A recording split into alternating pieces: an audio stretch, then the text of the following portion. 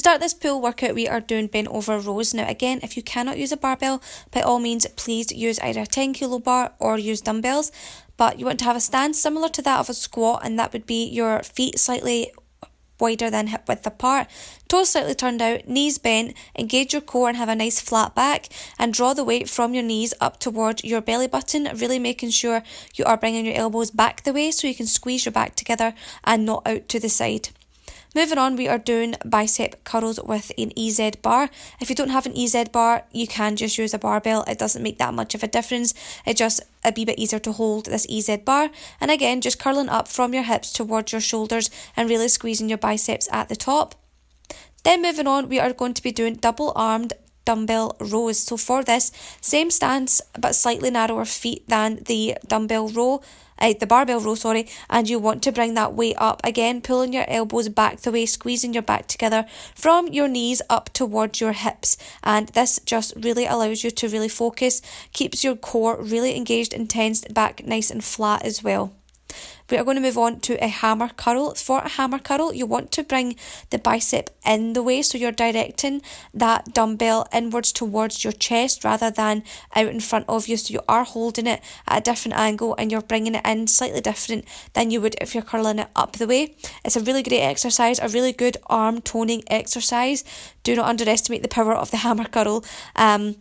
You can go quite heavy on these as well, but do not jerk and force your body to swing the weight around. You want to make sure that your biceps are doing the work. Moving on, we're doing a cable row. So for this, you want to use a machine. If you don't have a machine, you can just use cables using similar attachment or just two handles. And again, core nice and embraced, back flat, knees bent and against the machine so you have a nice seated stance. And you want to just draw that weight in towards your chest and squeezing your shoulder blades and your back muscles together. Then moving on, we're going to be doing the single armed row, so using a different cable variation where you just have one handle.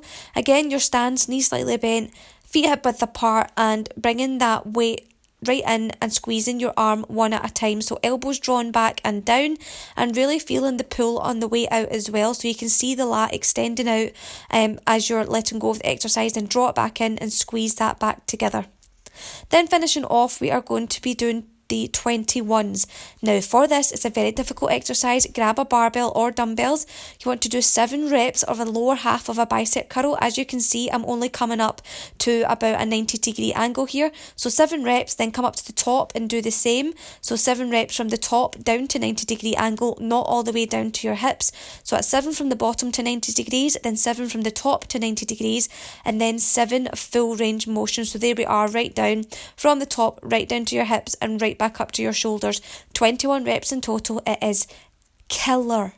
But if I am ever stuck for time doing biceps, this is the only exercise I will do because it is just so much volume.